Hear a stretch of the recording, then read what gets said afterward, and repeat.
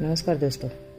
आज मैंने कपालभाति पे वीडियो बनाना था, लेकिन मुझे लगता है उससे ज़्यादा ज़रूरी मुझे इस टॉपिक पे वीडियो आज बनाना ज़रूरी है।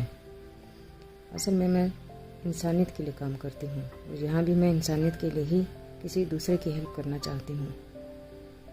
दूसरे क्या, वो हम ही लोग हैं, हम ही में से वो हैं और उन्हीं में से हम हैं। मैं कोशिश कर रही हूँ कि किसी की इंसानियत के नाते हेल्प कर सकूँ। आज मुझे जब किसी से पता चला कि किसी घर में कोई आदमी अपनी वाइफ को पीटता है, अपनी बेटी को पीटता है, और रिसेंटली उसने अपनी बेटी के तो पूरे कपड़े ही फाड़ दिए, जबकि वो बंदा कैरेक्टर का बहुत ख़राब है। उस बंदे के पास पैसा बहुत है, यहाँ भी उसका अपना मकान है, यानी दिल्ली में, और किसी और जगह भी उसने अपना मकान ले रखा है, अलग से ख़रीद रखा है, जहाँ वो गलत औरतों को बुलाता है और उनके साथ सेक्स में फंसा है। और यहाँ भी किसी औरत के साथ फंसा हुआ है, बल्कि औरतों के साथ फंसा हुआ है, काफ़ी औरतों के साथ फंसा है, और एक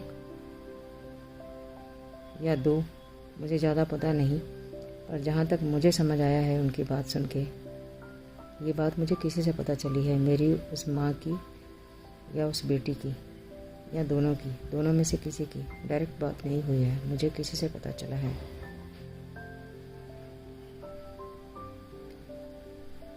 कि वो जिस औरत के साथ रिसेंटली फंसा हुआ है उस औरत को घर में बुलाता है, बल्कि शायद उसकी बेटी को बुलाता है।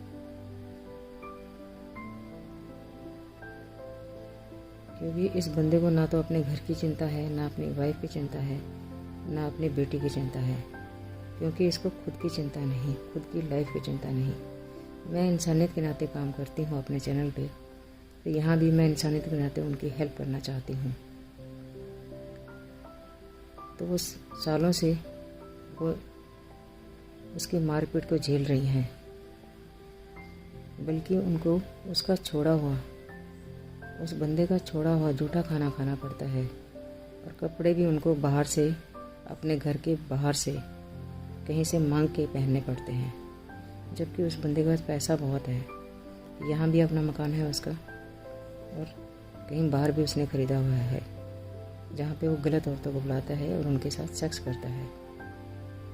वो सेक्स में इतना पागल हो गया है कि उसको कुछ नज़र ही नहीं आता, अंधा हो गया है।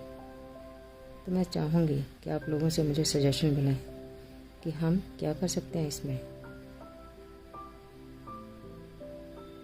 लेकिन उसकी माँ को ये डर है, जब बेटी कहती है कि मैं बाहर ये बात करूं या सोशल मीडिया पे शेयर करूं, तो वो यही कहती है कि नहीं, घर की बात बाहर नहीं जानी चाहिए और मैं घर भी नहीं छोड़ूंगी। लेकिन बेटी की ये दिक्कत है कि उसको समझ नहीं आता कि क्या करे, कहाँ जाए। उसको बाहर भी कोई जगह नज़र नहीं आती कि जहाँ वो रह सके।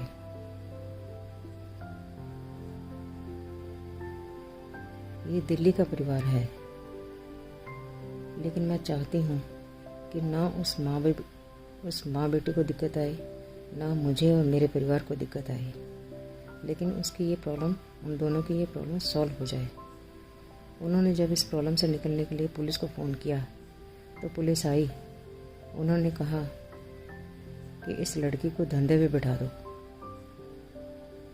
और जब उन्होंने तंग आके महिला आयोग में यही कंप्लेंट करी इस प्रॉब्लम को सॉल्व करने के लिए, तो उन्होंने कहा कि तू अपने आदमी को सेक्स क्यों नहीं देती।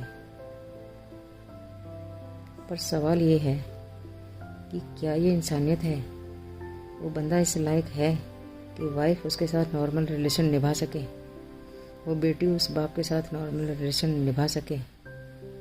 नॉर्मल रिलेशन के लिए इंसानियत बहुत ज़रूरी है, प्यार बहुत ज़रूरी है। हर रिश्ते की एक मर्यादा होती है, उस मर्यादा की ज़रूरत है। पर वो आदमी तो अपने आप में इतना गलत जा चुका है, या जा रहा है, बल्कि जा चुका है, तो उसके साथ तो ना तो घर चल सकता है, ना वाइफ चल सकती है, ना बच्चे चल सकते हैं। तो मुझे आप सबसे इस चीज़ का हल चाहिए, अगर आप दे सके तो। मैं आप सबकी बहुत बहुत बहुत आभारी रहूँगी। अगर उन दोनों की कोई मदद हो सके तो पॉजिटिव तरीके से, नेगेटिव तरीके से नहीं। मेरे पापा पुलिस में उन्होंने जॉब की बड़ी ईमानदारी से, कभी अपनी जॉब में एक पैसा नहीं लिया, कभी किसी को तंग नहीं किया, बड़े आराम से अच्छे से रिस्पेक्ट के साथ जॉब की। आर्मी में भी उनको काफ़ी इनाम मिले हैं। आर्मी में भी उन्होंने बड़े ईमानदारी से, बिना किसी गड़बड़ के, बहुत रिस्पेक्ट के साथ जॉब की। उनको वहाँ कई इनाम भी मिले और पुलिस में भी उनको बहुत ज़्यादा अच्छी जॉब के लिए बहुत अप्रिशिएट किया गया। मैं चाहती हूँ कि हम दोनों की किसी तरह से मदद हो जाए, लेकिन ना तो मैं कोर्ट के चक्कर में फंसना चाहती हूँ, ना पुलिस के चक्कर में, ना महिला आयोग के चक्कर में, और वो दोनों भी इन चक्करों में नहीं फंसना चाहती, ना पुलिस में, ना महिला आयोग में, ना कोर्ट के चक्कर में।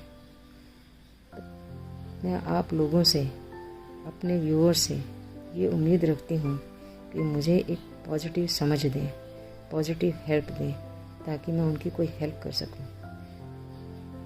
अगर मुझे आपसे कोई हेल्प मिलती है, पॉजिटिव तरीका मिलता है कि उनको मैं इस प्रॉब्लम से निकाल सकूं, तो मैं आपकी सारी उम्र, होल लाइफ आभारी रहूँगी। धन्यवाद दोस्तों।